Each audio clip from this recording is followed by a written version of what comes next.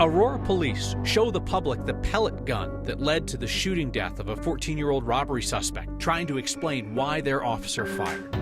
The law passed to keep Xcel from sticking you with its lawyers' bills might not impact their expenses related to Marshall Fire lawsuits. This is pretty clearly in the category of something that ratepayers should not be on the hook for. The organizers of the planned 25,000-person protest at the state capitol that drew just hundreds of people have called off their daily sit-ins, and they're claiming victory. And our pledge to leave you feeling encouraged every Friday takes us to Boulder County, where a longtime volunteer is ready to step up for the big race. Tonight on Next. There is no disagreement that the shooting death of a 14-year-old named Jordell Richardson was tragic. Aurora Police laid out today their justification. The replica gun he had during a store robbery, they say. Outside police headquarters, Jordell's family and community members gathered to say there was no justification. We're going to show you the body camera video of the shooting, pausing it at the moment of the single shot fired by one officer. Get on the ground, I'm going to tase you!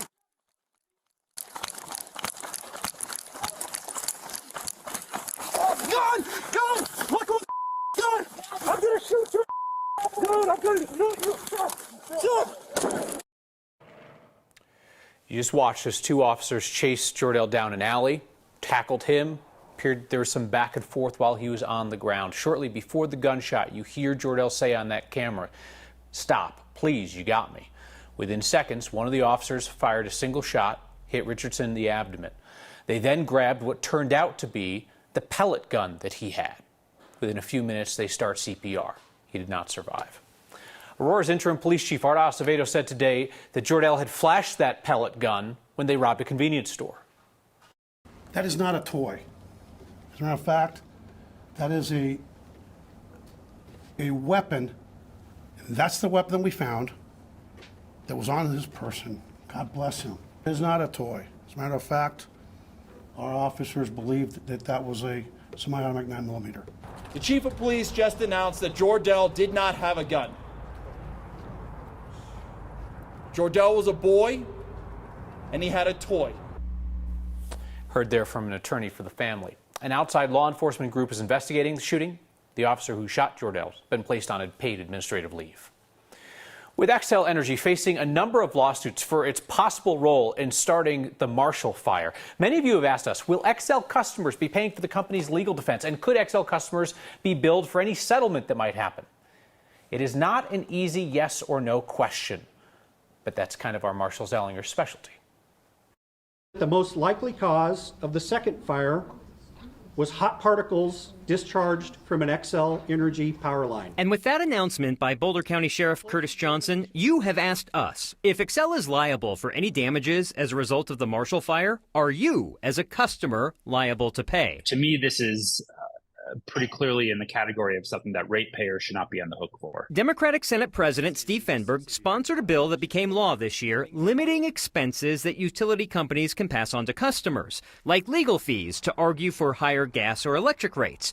But that law does not talk about legal fees to fight wildfire lawsuits or pay any potential damages. I can't decide or speak for the Public Utilities Commission, but as a legislator and someone who works on these issues, I can say over my dead body, will I allow ratepayers to be paying for this? Xcel and all utility companies must make a case to the Public Utilities Commission and get approval before passing on costs to customers.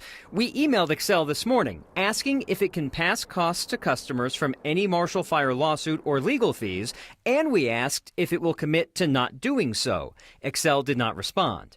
Xcel has to be brutally honest with one group, investors. In February, Xcel filed annual reports to shareholders. Those reports included 3 paragraphs under a section called Marshall Wildfire. The second paragraph told shareholders that Colorado courts looked to see if an electric company operated with a heightened duty of care. If so, liability does not extend to occurrences that cannot be reasonably anticipated, meaning if Xcel has proper maintenance and something unexpected happens, they may be protected from legal liability. The paragraph after that, in that shareholder document about the Marshall Fire, told shareholders that in the, quote, remote event Xcel was found liable and had to pay damages, such amounts could exceed our insurance coverage. which could have a negative effect on our operations and cash flow. And I spoke with a couple of former PUC commissioners today, and they tell me that just like that last paragraph mentions, Xcel would have insurance that covers certain amounts of liability. In a previous story, I was told that Xcel does pass that cost to pay for the insurance in the first place on to customers. You certainly have unanswered questions before Xcel right now. But explain to folks why we watch their shareholder statements so carefully. Oh, that's where you cannot lie, really, to the shareholders. And you will have questions from people who want to invest, and they are very blunt with these questions. And I don't know if it's criminal or not if you lie, but big time penalties, opens them up to lawsuits, all kinds of other things. Yeah, I mean, whether it's Suncor or Xcel, anytime they're talking to shareholders, boy, we are just ears up. Because it's where you hear stuff that you don't hear when you ask for a response from a spokesperson. That's it. That's it. Marshall, thank you. Tonight's next question comes from a viewer named Bob, who wants to know about another possible consequence if Xcel is found financially liable for Marshall Fire damages. Bob's wondering whether Xcel might start shutting down power during extreme wind, like PG&E does out in California, after that utility was held liable for some devastating fires there. That is a smart question, Bob. So Xcel executives, we know, traveled to California last year to learn more about PG&E's strategies for what they call public safety power shutoffs. Basically, they're planned blackouts that happen during severe weather events in California.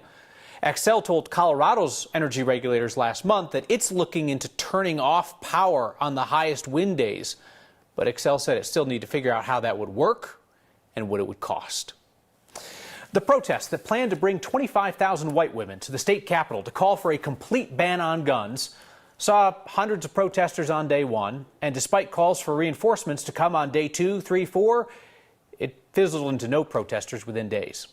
Here for the Kids is a national protest movement led by former Colorado congressional candidate Syra Rao, who has a book and dinner series encouraging white women to confront their racism and privilege. Rao has previously called white women the greatest villains in history. Protest organizers called for 25,000 white women to, quote, put their bodies on the line for this protest. When the crowds didn't show, organizers called off the later days of protest. Rao said that the white women who didn't show up needed to ask themselves whether they wanted to be a hero or a villain. Democratic Governor Jared Polis rejected their call for a complete gun ban, said it was just unconstitutional. Here for the Kids, though, is now taking credit for California's Democratic governor who proposed a 28th Amendment to the U.S. Constitution that would ban assault weapons.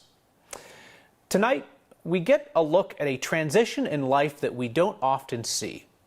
How migrant children are adjusting to life in the United States.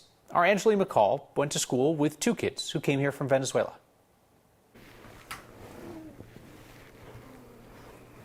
¿Quién va a entrar primero al baño? Every day comes with the same struggle Bueno, anda rápido y te cepilla los dientes para que María Ángel entre. to get the kids up and ready.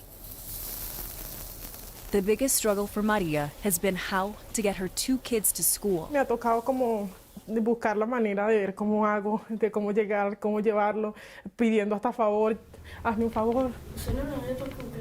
¿Te vas a comer la arepa? As they moved out of a shelter and into a house, they also moved further away from the kids' schools. En las mañanas es una locura. Me dan unos dolores de cabeza en las mañanas. It's easiest in a car to get Jose Angel to Garden Place Academy. All right. He's able to learn in his own language. Okay, listos. Aquí dice where. Where? Es una pregunta ¿dónde? Where are we gonna go? Y aquí dice where. Earlier in the year, he felt out of place. Con pena, porque cuando empiezan a hablar inglés, me confundo y no conozco lo que dicen. Where is the lake? What's changing is his confidence. The lake is east. Okay. Un poquito, porque cada día voy entendiendo más. Time has also changed Maria Angel. Que había veces que las tareas estaban muy difíciles y en inglés, y entonces ellas me decían, te ayudo, y yo, no, porque me daba pena y nervios. She knows why her mom made the decision to come here, for her to be able to go to a place like West Middle School. En Venezuela porque nunca aprendíamos nada y íbamos al colegio, pero no nos enseñaban nada bien. Where is the River. river? A journey that took months, not only to get them to the United States, but also into a classroom. Es como un sacrificio.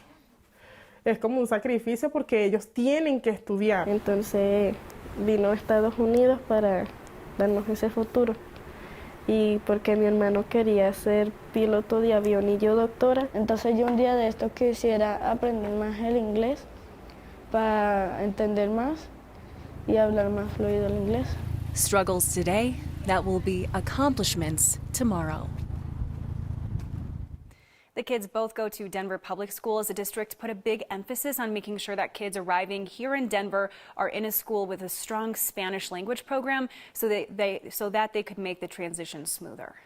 And they have them in specific classes, Angeline, so the goal is to kind of get them caught up almost on their education first, and the language skills will kind of come because, as you might imagine, they've had months of travel to get here, and who knows what their education was like before they were on the road. Right. In fact, I spoke with the principal of Garden Place, and she told me that they really sat down with the families and they asked the kids, for instance, how long have you been in school? What kind of education did you receive before you came here? So that they weren't just putting kids in grade levels based on ages. Mm-hmm. And then another important thing to know here, too, is that they are in programs where, for instance, it is native language instruction, which is different than dual language, where you have more of an English language and Spanish in the same kind of level or percentage, like 50-50, whereas when you do that native language instruction, you're actually learning in your language, building a strong foundation before you go on to learn English. Appreciate their courage and openness to allow us to see that part of their journey. It's really interesting. Angeline, thank you very much.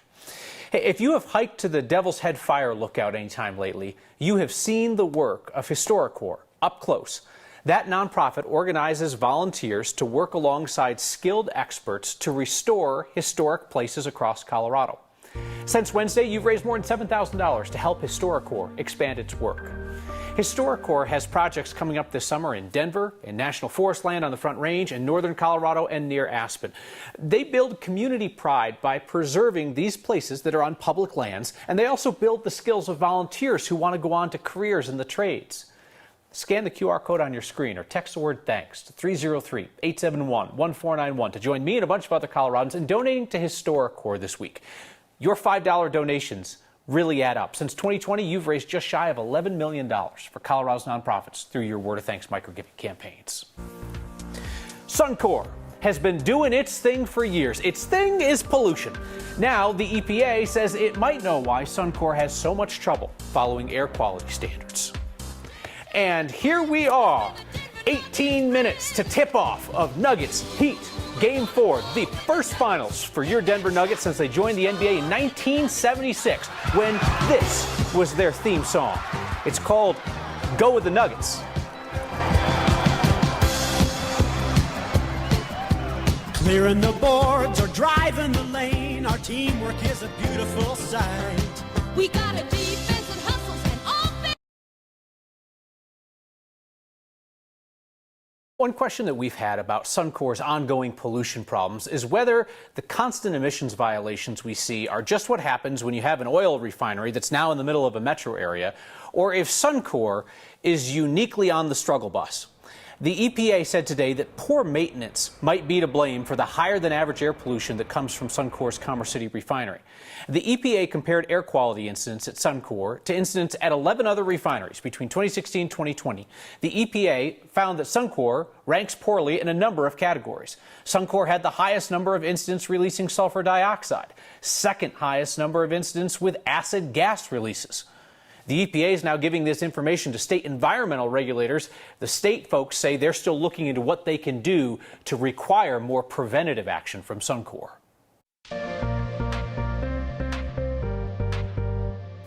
Right now, we're still monitoring some storms pushing their way into the eastern plains. We're dry right now outside of 9 News here at Spear and Logan. We're also dry at DIA, a good mix of sun and clouds, 68 degrees, winds coming down from the north at around 10 miles per hour. But as we continue to monitor our very active HD Doppler radar, you can see early showers and storms across the Front Range are continuing to push their way toward the eastern plains. Now, I will also mention that today's atmosphere is looking a lot like what we saw yesterday when we saw some outflow boundaries pop up, some unexpected expected showers south and east of Denver. So we could see something like that later this evening, although those kind of conditions are hard for our models to predict.